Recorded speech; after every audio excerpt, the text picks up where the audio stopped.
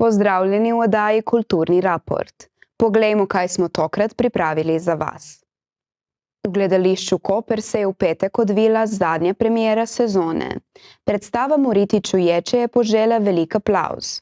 Prisluhnimo, kaj so o njej povedali ustvarjalci.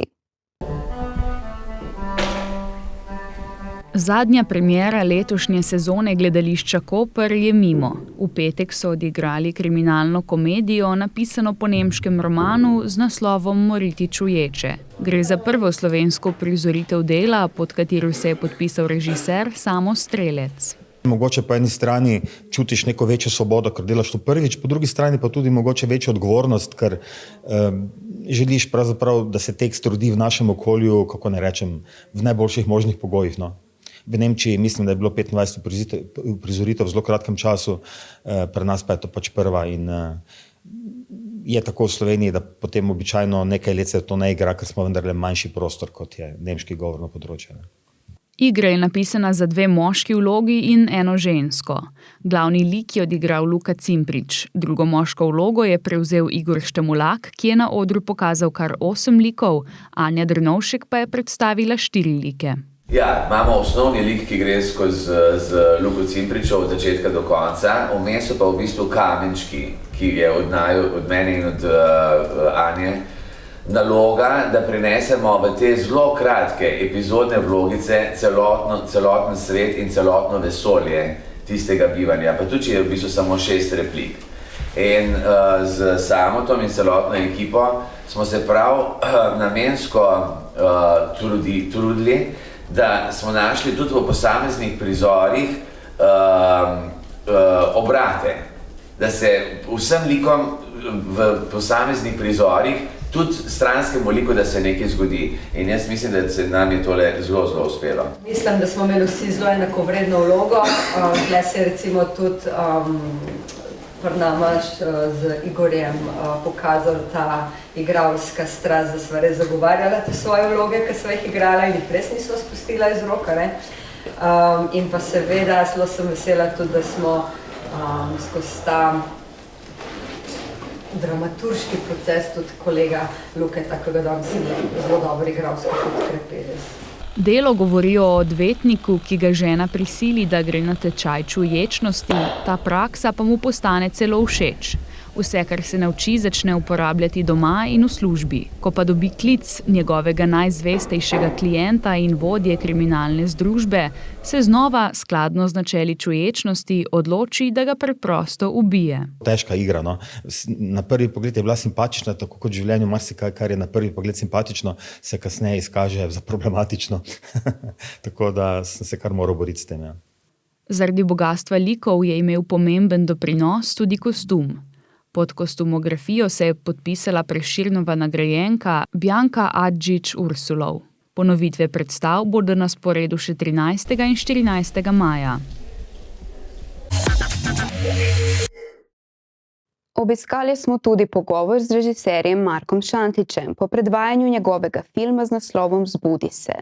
Zgodba predstavi Roka, ki doživi nesrečo in pristane v bolnišnici z izgubo spomina. Ne spomni se niti svojega dekleta. Edini spomin, ki ga ima, je dom, ki ga je delil z mamo in mlajšim bratom. Po vrnitvi v domači kraj počasi začenja sestavljati mozaik svoje mračne preteklosti. Z režiserjem se je v kinu Odeon pogovarjal Erik Todt. Začela se je ideja 2015, v bistvu sem nekako prišel na idejo dokaj hitro tudi Gorana Vojnovića, da skupaj piševa, pa se nam je malo kasneje pridružila Sara Hribar, zagrebška režiserka in scenaristka.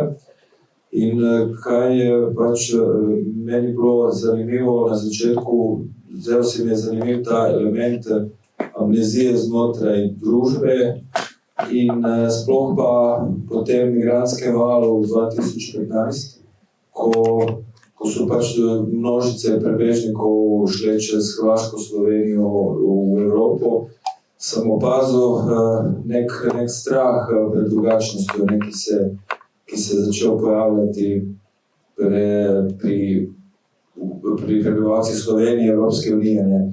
Ker so to res tudi, mislim, da za vse nas je to bilo nekako malo šokantno videti vse te ljudi, ki sam drvijo in sam grejo v Evropo. In tudi takrat, v bistvu, se mi zdi, je bil nek začetek nekih lažnih novic in nekega podpihovanja strahu. In v bistvu na krilih tega, na te atmosfere, nekako se stvari, se mi zdi, začele stopnjevati tudi v javnem prostoru in v bistvu svet se začel nekako spreminjati. In mi smo v bistvu hoteli videti nek duh tega časa. In ker je ta proces pisanja tako dolgo trajal, ker pri filmu je vedno bolj, da trebaš imeti denar, ne moreš kar kupiti platno pa naslikati film ali napisati samo pa izdati. Tako da to je nek proces, ki porabiš na te natečaje in zbira denar. In to zbiranje denarja je tudi trajalo nekaj let. Na koncu smo dobili od Slovenskega filmskega centra denar in še zunaj na Hrvaškem, v Srbiji in tudi v Evropi ta evropska sredstva, Eurimaž in Medijo. In potem smo končno lahko šli snemati. Tako da v bistvu mi smo snemali 2021 v začetku leta, da bi v bistvu film končali, on je v bistvu prišel konc 2022, na FSF je bilo oktobra 23 in zdaj imamo neko kinodistribucijo 24. leta, tako da je kar dolga. Res dolga pot. Zdaj ste videli, od 2015 do 2021 je bilo kreiranje in na to še zbiranje sredstev, da lahko sploh začnejo snemati. Film je drugačen, na zadnjem na festivalu slovenskega filma prejel največ nagrad, med drugim tudi za najboljši igrani celovečerni film. Če niste vedeli? Najbolj niste vedeli. Drugače pa zdaj je v redni distribuciji in kot vidite, pač Slovenija ima to posebnost, da se vsi, celotna ekipa od režiserja dalje vedno trudijo na vseh področjih, da se pač zadeva začne ustvari, zaključi in zraven mora pač biti še malo finančniki, ampak to je ta realnost v Sloveniji. Drugod, recimo, če primerjamo s Hollywoodom, so bajno drugačne cifre, drugačen način dela in tam imajo na tisoče ljudi, ki so zraven, kot vidite kot javnih špicah, če ste bili kdaj na drugih filmih. Zdaj tako, nek uvod je bil iz tega vidika, da ste dobili občutek. Mogoče bi kdo kaj vprašal, pa vsaj delil občutke po ogledu filma. Jaz sem samo eno vprašanje. Kaj tisti brat od Roka je nastopal Reka ljubezni od Kotnika? Veš da, Reko ljubezni sploh nisem gledal, ampak verjamem, da je. Ne, mislim, on je v eni od teh nastopov in tudi njegov oče Brane Šturbej, on je Timo Šturbej, tako da jaz mislim, da sem enkrat nekje videl neko fotografijo. Tako da ne znam te odgovoriti, ampak jaz mislim, da je. Boš preverila mogoče na spletu ali tako malo domače naloge. No, če si omenila igralce, mogoče vprašamo, kako je izbral glavnega igralca. Me zanima? Kako je? Da, v bistvu, mislim, ko smo pisali, mi smo pač se obremenjevali z igralci in ker jaz tudi to nerada počnem, in pol v bistvu, ko je nekak tekst končan, ko smo pred tem, da začnemo to predprodukcijo, predprodukcija je vse, kar se dogaja pred snemanjem, vse te priprave, tako se imenuje, smo naredili audicijo in tudi audicije se včasih delajo, včasih ne. Ampak meni se zdelo super, ker potem pokličeš različne igralce in tudi, ker jih ne poznaš vse, jih spoznaš. In tudi pač jim daš neko vlogo, ki mogoče niso igrali v kakšnem filmu, seriji ali v teatru. In potem vidiš, kaj še lahko naredijo. Tako da to je bilo tudi tako in tako smo šli z Juretom Enigmanom, oziroma pač 10-10 je bilo za glavno vlogo, moško, glavno 10 za glavno žensko. In v bistvu med temi 10 smo pol najdli Jureta Enigmana in v bistvu vedno nekako gremo od glavnega lika, ki je najbolj pomemben, in pol na njega zlagamo ostali cast. Pol naslednja stopnja je, če ni glavna ženska vloga, da je bolj glavna od moške, v bistvu pol se nekako v bistvu gremo na to, da najdemo ta par, kateri bo najbolj funkcioniral, ker tudi vsak igralski par najbolj ne funkcionira. Jure super funkcioniral živo, Sevan. In ja, potem smo šli počasi te druge like sestavljati, nekako, da ste tudi energetsko, pa nekako tudi vizualno, da imajo vsaj dokaj, da niso zdaj toliko ful različni, ne? Tako da smo na ta način še zložili ostali kasne. Jaz bi vprašal, zakaj recimo konec filma bil, mislim, nekam čuden, sem jaz zdel. Zelo nedokončen. Ja. In zakaj? Da, to je v bistvu, ko smo končali montažo, se mi je tudi meni zdelo, mogoče bi moglo biti še kaj. Ampak bolj, ko sem neke odzive pač dobil ljudi, ki so gledali film, sem zdelo, v bistvu ne, vse smo prav naredili. Ja, zakaj takšen konc? Zato, ker sem nekako imam željo, da bi vsak gledalec končal film po svoje. In to zdaj ni tako taka že večkrat izrečena fraza. Tukaj pa res sem to hotel, ker tudi znotraj filma, kot sami veste, točno se ne razjasni, kaj se mu je zgodilo, kakšna je to bila nesreča, kdo ga je napadel. In v tem kontekstu se mi že zdi, da tle pač gledalci morajo nekaj sam razložiti, da bi lahko gledal film, da bi ga razumel. In zdi se mi, da s takimi malimi prijemi, ki se mi zdi, da še par takih stvari je bilo znotraj filma, da se nekako gledalec postane aktiven in bolj razmišljujoč, ko gleda film. Ni tip filma, ki te prime za roko in te sam pelje, in te odpelje na mesto in vse ti jasno. In greš ven iz kinodvorane in ga pozabiš. In v bistvu s tem pristopom se mi tudi zdelo, da ta konc bo funkcioniral, da bo vsak gledalec nekako sebi poskušal prav ta pomanjkljaj razložiti, kaj je zdaj z njimi naprej, ste se pobotali, se nista in pa še kdo napadal, ne. In to se mi zdi zelo pomembno, ker je tudi taka tema o ksenofobiji, o nasilju in te izgubi spomina. Se mi zdi, da je neka vredna tema za nek premislek in razmislek in tudi za neko debato. Tako da se mi zdi, da s takim koncem lahko povlečem prav gledalce, ker verjetno vas zdaj to matra, zakaj je tak konc, in si neki, ker ste pač verjetno takšni, vi neki zaključujete sami, kaj se vas zgodilo. Ne verjamem zdaj, da pač sploh več ne razmišljate. In to se mi zdi, da so to neki taki vzorci, ki povlečejo gledalca v nek premislek in razmislek. Zato se mi zdi, da je to glih v redu tak konc. Hvala. Ima še kakšno vprašanje? Ta bo to zanimivo vprašanje. Jesenice so bile izbrane zato, ker je na Jesenicah delež priseljencev višji, morda kot drugod, ali je kako drugi razlog? Da, mislim, to je sigurno, se nekako lahko zaključi med prvimi, ampak v bistvu šlo je tako, da ko smo pisali zgodbo, nismo se obremenjali tudi ne z lokacijo, ko smo pač se morali obremenjati, ker seveda treba nekje to posneti. So nam pač Jesenice bile sigurno zanimive zaradi te multikulturalnosti. Zdaj točni delež tudi takrat nismo zdaj to gledali, koliko je delež, ampak bolj multikulturalnost smo imeli še razmišljali v Trbovljah pa v Velenju. In v bistvu, ko smo šli na teren, smo takoj šli na Jesenice in ko sem videl v bistvu te hribe, Mežaklo in Karavanke, pa še to neko postindustrijsko atmosfero mesta, sem vedel, da se bo ta zgodba nadgradila. Seveda, vedoč pač, da je tudi multikulturalno mesto s takšno zgodovino. In v bistvu so hribi in ta postindustrijska atmosfera nekako bili ta pika na i, ker pravim, se mi zdelo, to bo nekako nadgradilo.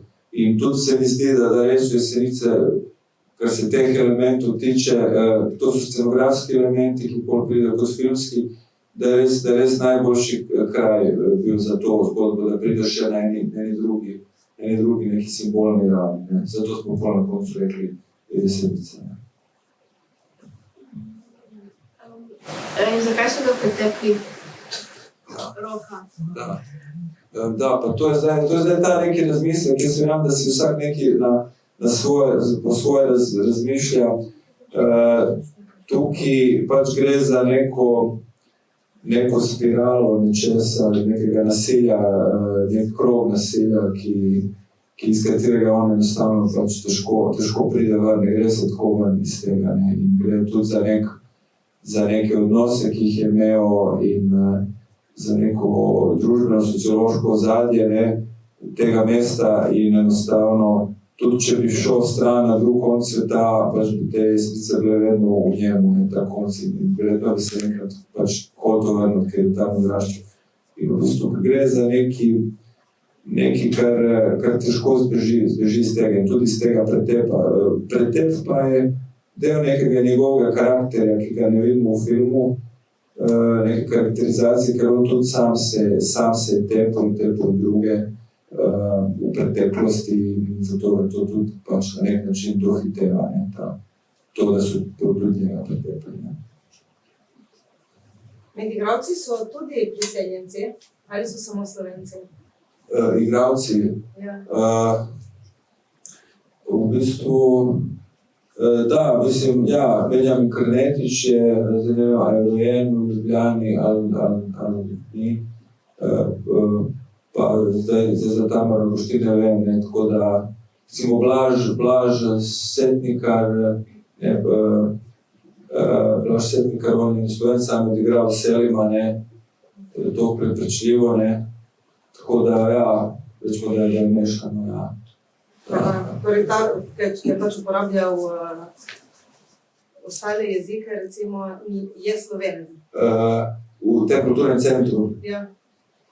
Mislim, je Benjamin Krnetič, ja, Slovenc, on je igral Čefur igral, si imel prav tako filmsko vlogo. On je bil ta Marko Đorđić, ne. Tako da je. V bistvu, praktično so vsi Slovenci, edini je pač ta oče od te Dženane, on je hrvaški igralec, Dražen Kim. Sem imel malo več teksta, pa smo dali ven, tako da zdaj to niti ni opazno, ta njegova vloga, ki nima tog teksta, ne. Ja, morda se tudi v tem, ne, kako so ti, če so dejansko Slovenci dobro odigrali tudi v tem neslovenščini, se kaže ta medkulturnost na slovenskem področju in to dejansko mešanje jezikov, ki je ves čas prisotno. Da.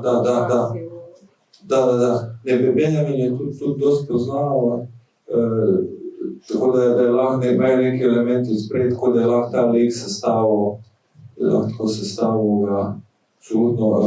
Blaž Setnikar pa je v bistvu se naučil, smo imeli tudi lektorja jaz bi temu rekel, taka jeseniška bosanščina, ne, ker je res v bistvu bolj spet tudi gorenjska bosanščina, ker je spet malo bosanski priseljenci, ki so tudi tam rojeni odraščali, tudi pač malo gorenjsko govorijo, ampak spet s to nekako miksno še malo bosanščine, tako da ja, on je imel lektorja, ki je bolj naučil. In to smo je bil največji kompliment in sem to rekel, ko en kolega iz Sarajeva vprašal, kdo je ta bosanski igralec, ne? Tako da ja. Jaz sem že na prejšnjem pogovoru pač omenil, da komot lahko snemali to tudi v Izoli, samo mi imamo more in ni bilo več zanimivo. Ne, šalno stran. Vidim, da ste kar angažirani in piše dokaj, s kaj muči, tako, ali pa komentirali, imate režiserje tukaj. Sapevo che questo succede, no, ma non sapevo che tipo di cosa così seria. Cioè, spoco non me ne rendevo conto che succedeva. Questo è... Sono confuso. Questo kaj? Questo che è proprio... Questo che... Da obstaja... Sì, questo, sì. Da nisi zavedal. Razumem italijanščino, ko sem razumel, ja. Ne, to je zdaj tudi, ko mene sprašujejo, a si ti to doživel, mene, pa nisem zdaj, nisem tako živel, niti tam živim, ampak mislim, da da vsi mi nekako živimo v nekih svetovih svojih, nekih mehurčkih, in da je veliko teh nekih mehurčkov, ne, v bistvu, ne. In zdaj, ne vem, mi kot neki filmski ustvarjalci pač moramo iti svojega mehurčka in spoznati to neko drugo okolje, ne, ki je tudi prisotno, ne, in mogoče to vidimo na televiziji, ali preberemo kakšne časopisu, kaj takega, ampak ja, na tak način se zdi, da lahko sam film, ali pa bi si seveda v literaturi je to roman, ampak v audiovizualni pač tej pokrajini sam film tako to prikaže, ne, tako da tudi film kreira neke druge svetove. In to je nek svet, ki tudi realen, ki tudi se dogaja znotraj Slovenije, Evrope in obstaja, ne. Tako da v bistvu je to mogoče tudi neki, jaz to tudi vedno vidim kot neko raziskovanje teh nekih drugih svetov, v katerih mi ne živimo, ampak obstajajo in tudi na nek način imajo nek vpliv tudi na družbo, v kateri živimo, ne.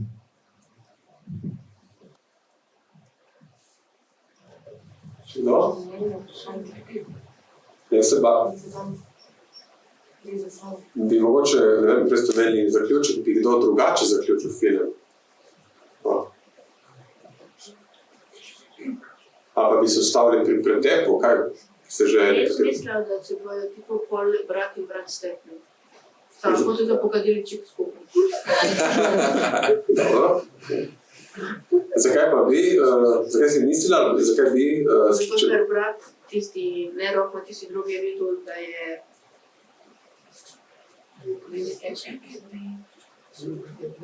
Pač je videl, da je... bolečina in je videl, da mu ni pomagal in je. Okay. Da, jaz mislim, da je lahko veliko koncev, me res zanima, kaj si še ostali mislite, kako bi se lahko še končalo, ja. Ne, ti si ga izpostavil prej, kako bi ti zaključil film, da ti ne bi bil čuden, si rekel, da je bil čuden. Pravzaprav se sam ne. Jaz mislim, da bo verjetno, da bo ta teh šel v bolnico, ja, in da so pravzaprav se mi zdelo, da so te, ki so potepli Roka, so bili kao njegovi prijatelji, se zdelo, da kot jih je Rok že poznal. In sem mislil, da bojo pravzaprav okrivili te, kako se tiče migrati? Priseljence. Da bojo okrivili te priseljence, da so stepli Roka in da bo Rok recimo pristal v bolnico. Nekaj takega sem se predstavljal. To je tudi dober konec, ja. Ja, mislim, meni všeč tudi dobro. Jaz sem si predstavljala, da bi mu zvonila budilka, da bi to vse sanjal. Aha. Ja, da kao zbudi me. Ja, se ima smisla. A Janja, zakaj se naslov Če zbudi me? To je tudi, mislim, vem, da vem, to je tudi neka metafora za to njegovo zgubo spomina in nezavedanje, kakšen je bil in v kakšni družbi je, ne. In v tem kontekstu, če on dojame te stvari, da se lahko, ali se bo zbudil ali ne, tako da malo metaforično gre, tako, ne. Je lahko tudi končalo, pa že on na koncu se spomni vse. Da.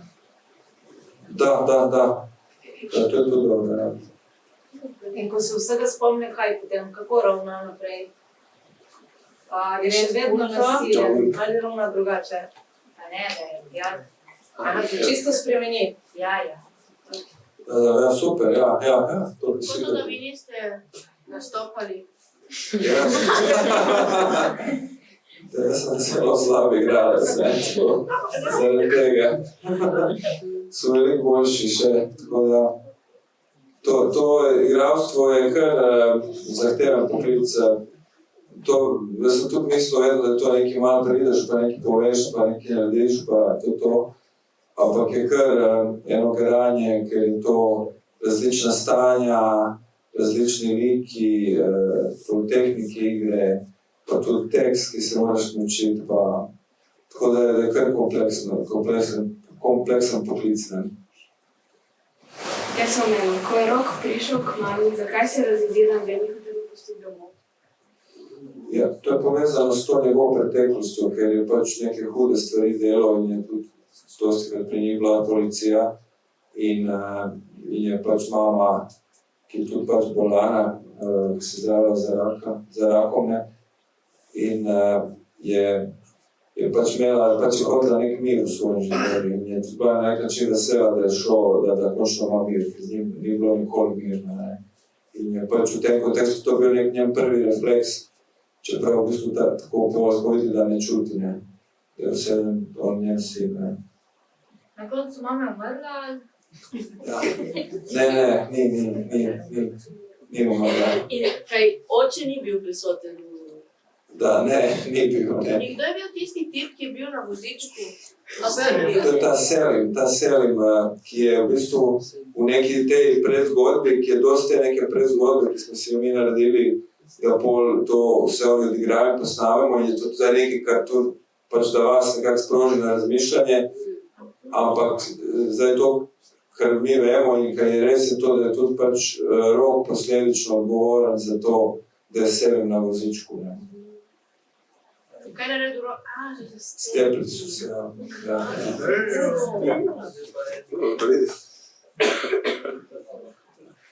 No, ja, smo, dosti vprašanj, super, še to. Tako, ti kar. Je bil še kakšen izsek iz filma, ki vam je bil všeč, ampak ki vam ni bil všeč? Je bilo dosti vprašanj? Kako to, da so govorili toliko grdih besed? Ki bi jih ne? Ne, ne nikoli, res. Tako v filmu. Ja, to je film je realizam, tako realističen in je res to tak svet. Zdaj, če oni ne bi govorili toliko teh grdih besed, mogoče ne bi kot liki toliko prepričljivi, ker je, ja, v bistvu, te grde besede so pol tle, tudi nekaj dajo tem likom, ne. Iz takega so nekega okolja, socialnega in je to dosti karakteristično za njih, tako da ja. Ne, vse okej, pač. Tipo, zame ni noben problem, tle so tudi mlajši otroci. Zloti. Torej, a si niso s film posneli za današnjo skupino? To je realnost, ne? In v Basmi lovimo po šolskih hodnikih, kamor res ne spadajo take besede, je okej, ne? Tudi dobro je slišati vse te besede, ker pol se zamisliš in rečeš, mogoče res ni primerno to govoriti, ne. Je bil v kinu ta film? Ja, zdaj Ravno kar.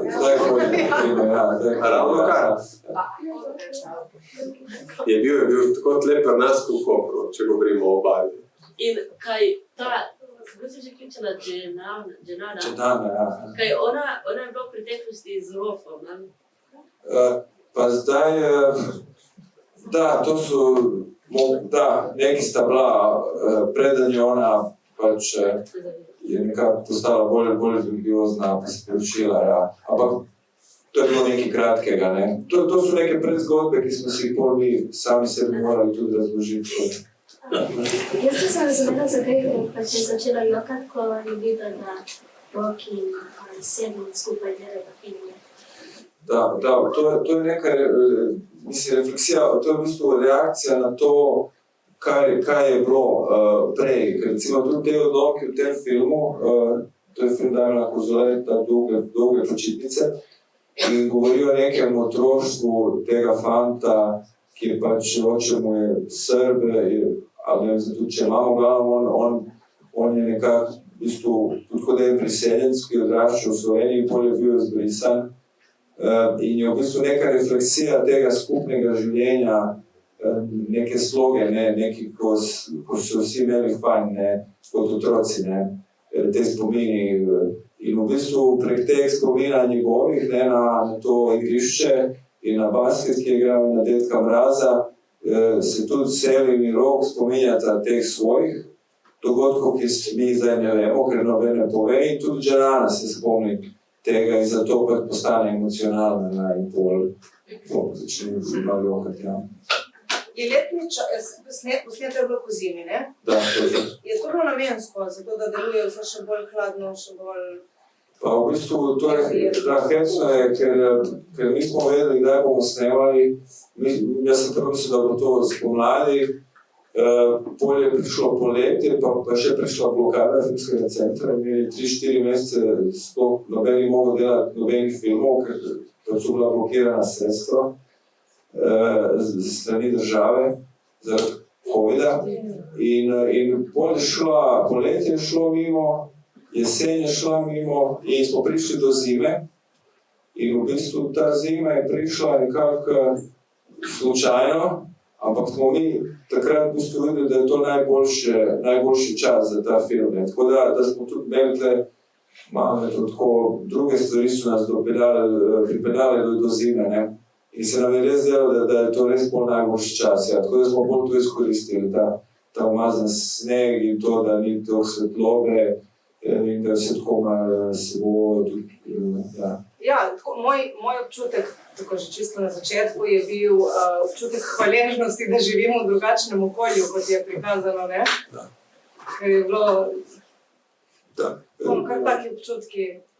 Da, ker to je tudi zanimivo, razumem, kaj govorite, ampak mi je bilo zanimivo tudi ena gospa, recimo na Nizozemskem, ko je bil na festivalu film, ena gospa tudi pač rekla, da je ful lepo, ne, in kje je to, ne, sploh te hribi, ne.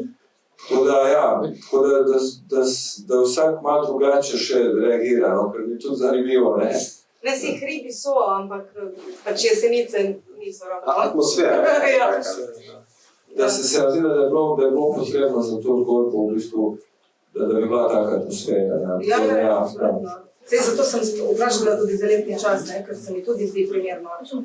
Jesen ali pa zima, ne? Ne, to smo pa bolj res, so nas te okoliščine pripeljali in to smo imeli tam srečo, da je res bilo po zimi, ker ja, ko smo za nazaj razmišljali, je res najboljši. Samo mogoče bi izkoristil samo priložnost, da povem za ta lik tega mlajšega brata, Jureta. Miha. Ne, ni Miha, Jure. Ne, malo rekel je bez ničega. Ja, verjetno, ja. In imaš še mlajšo sestrico Zola, ki je bila slepa tipo za 2 leti? V redu. V redu, vse nas setah, ja. Nam se tudi ne hodi domov. Ne, to pa sem samo povedal, da ta mlajši lik tega mlajšega brata je tudi nekako, smo ga delali na ta način, da je nek predstavnik mlajše generacije, ki pač na nek način se da lažje zavest v neke ideologije, pa v neke, lažje se ga da prepričati v neke stvari, ja, kot je tle recimo neko sovraštvo, neka ksenofobija do drugačnosti.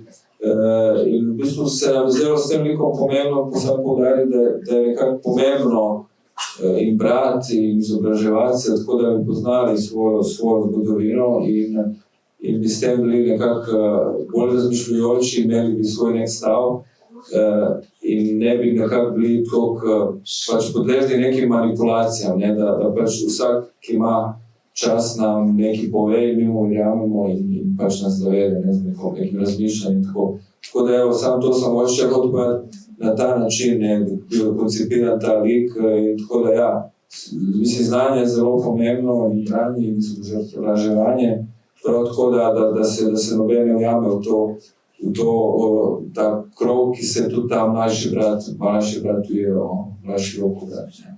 Jaz vidim pri tem liku konkretno ravno to, ta lik, neke labilnosti v tem obdobju, ki pa hkrati, je hkrati razklan, ker je veljam labilen, hkrati uporniški, in z vidika pa nekega filmskega gledanja pa se laže tudi oni poistovetijo z njim, oziroma prek njega do zgodbe. Tako da vidim, in če še eno usporednico potegnemo, vsi liki znotraj te njihove družinske celice, torej ona dva pa mati, vsi so bili razklani.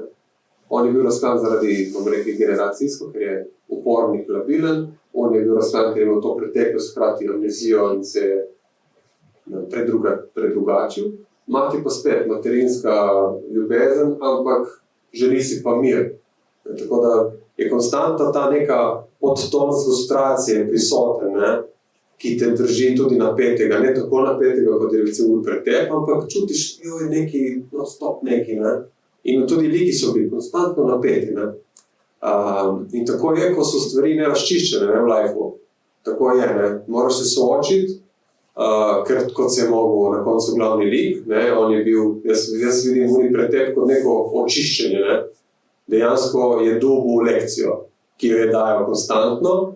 In zato tudi, mislim, z mojega vidika, podarjam, in na koncu to je on užgal cigareto z bratom. Ne? On je dejansko, odrešen, na ta religiozni vidik. On je odrešen, on je tudi odplačal svoj dolg, vedel je, da je brat vključen tako ali drugače, zavedel se je, ali pa vse pričakoval, da je spet tak občutek, ampak mu je odpustil, tako da imaš tam, bom rekel temu, manjši ali pa manj občuten ta religiozni vidik. Ne? Tako da on je pač šel skozi. Ne? In zdaj naslednji bi rekli, če bi ste imeli dvojko, je brat na vrsti. Ne? Tako, če malo se pohecam. Tako da, če dopolnim, no? Tako da hvala, da si načel. Bi še kdo, preden odidemo? Ne. Ne? Ne? V redu, jaz se še enkrat zahvaljujem našemu gostu. Hvala, en aplavz, prosim.